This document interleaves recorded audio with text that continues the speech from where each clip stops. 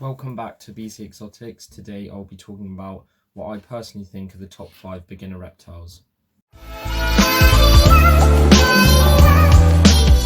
So obviously this is just my personal opinion. It doesn't really mean much, it's just what I think. And so at number 5, I think this is my Harlequin Crested Gecko, and I think Crested Gecko is one of the best beginner species because they're quite easy to care for and they don't require a lot of space, because some reptiles do require huge amounts of space. Some even need exercise, such as my Savannah monitor, otherwise they kind of just get fat and bored and then their health deteriorates. Whereas Crested Geckos, they are nocturnal, which is why they're number 5 and not higher. They're very friendly, although they can be quite skittish when you're trying to get them out. And unlike some of the other ones I'm about to show in this video, they're not like the most friendly. But I've never had any Crested Geckos show aggression to me, which is obviously a good thing. And they're also quite small, which can be quite good for a beginner species. Their care is also quite simple, and they're also pretty hardy, which makes them a very good first reptile. So this is my Crested Gecko tank, and as you can see, it's not too complex, everything's artificial. I think he's going to jump. They're quite fun animals to watch. This is a 45 by 45 by 60 Exoterra, and I spray it a few times a day, and apart from that, you need some Morio worms, and then I used the Pangea reptile paste, and I put that in 4 times a week fresh. So they're quite easy to look after.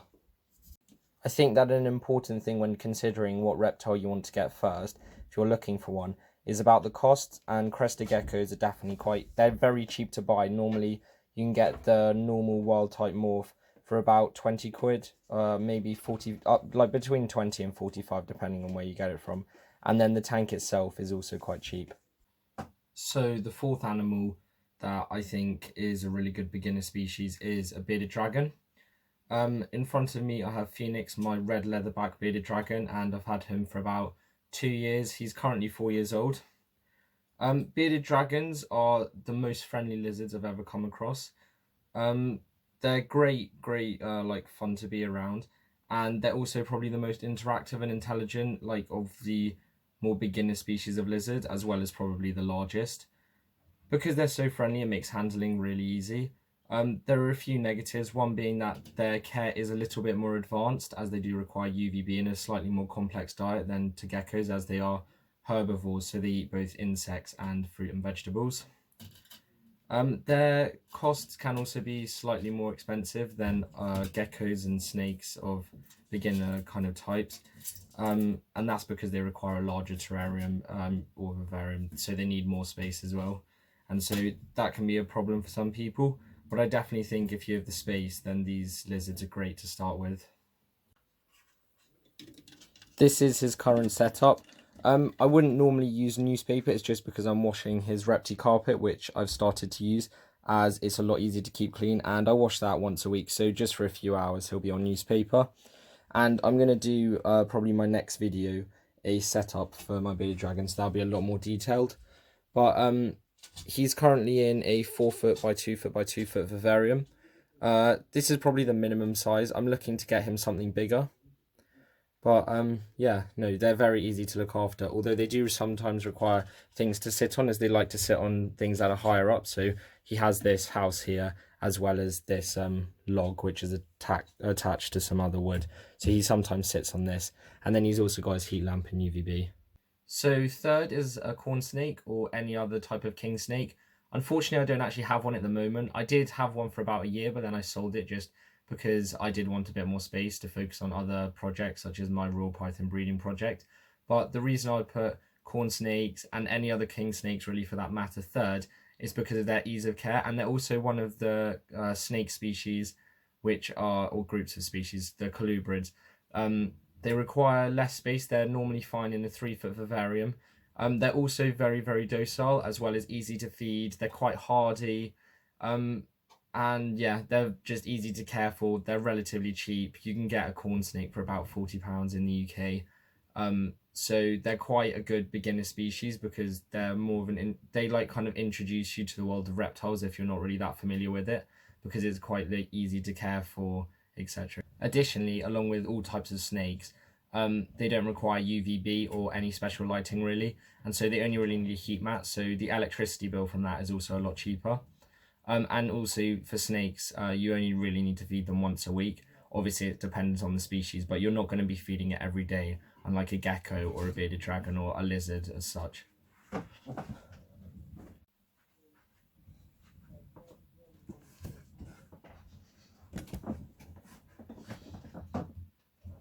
So in at number 2, the second best reptile I think beginners should own who are new to the hobby is a leopard gecko. This is probably because they're definitely one of the more interactive gecko species, and they're also a lot easier to care for because they're terrestrial rather than arboreal, and so I would place them higher than a crested gecko. I also find that they're not that fussy when it comes to food. I know some are because I've heard like stories and stuff online, but I've had 3 and they've all been absolutely fine. They like to eat, they're relatively easy to handle. I did have one bite, but it was basically not painful at all because they are so small and they have really small mouths, as you can see. So yeah, I would definitely recommend them. They're probably the cheapest like kind of beginner reptile as well that you can find. And obviously it's not just about them being cheap. Their care is also quite simple too, and straightforward. And so yeah, I would definitely recommend them. They're also quite interesting to watch. One of the downsides is that they're nocturnal, so you probably won't see them being that active in the day. So if you have a large tank with lots of decor, you probably won't see them on that. Although they do like to interact with things. I tend to feed mine in the evenings as that's kind of when they're most active. But yeah, no, they're really, really nice looking animals, and you can also get a massive variety of morphs. So as you can see, this is my leopard gecko setup.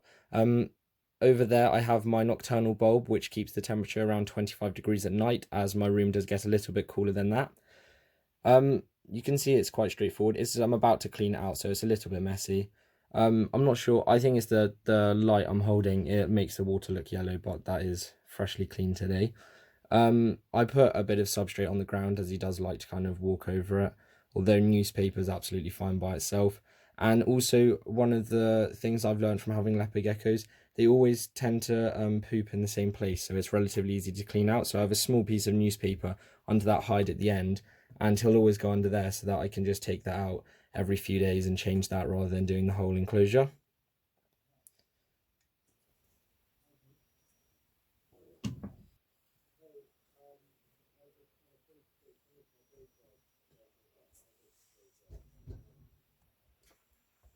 He seems a little nervous at the moment. I think I've just woken him up from a big sleep.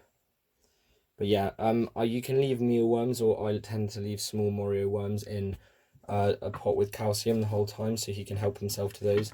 And then I'll feed him crickets or locusts 4 times a week, and I'll dip them in either calcium or nutrient supplement.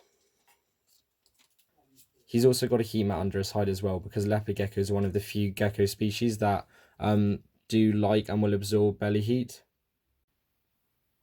I thought I'd quickly show my Harlequin Crested Gecko, which I mentioned earlier, as he's just come out. I don't really think he appreciates the light. So the best pet reptile I think that someone can own is a ball python, or more commonly known in the UK as a royal python. There are so many fantastic things about these guys. In front of me I have Drake. He was the first ever reptile I got, and I that's the reason I fell in love with reptiles and now have so many, like over 50 or something, because I loved him so much. They're really easy to care for, slightly harder than a corn snake, but they're definitely worth it because you can get them in such cool morphs, as cheap as the wild type from about 50 quid all the way up to, I've heard some going for over £100,000 for some of the much rarer morphs. This is a phantom morph.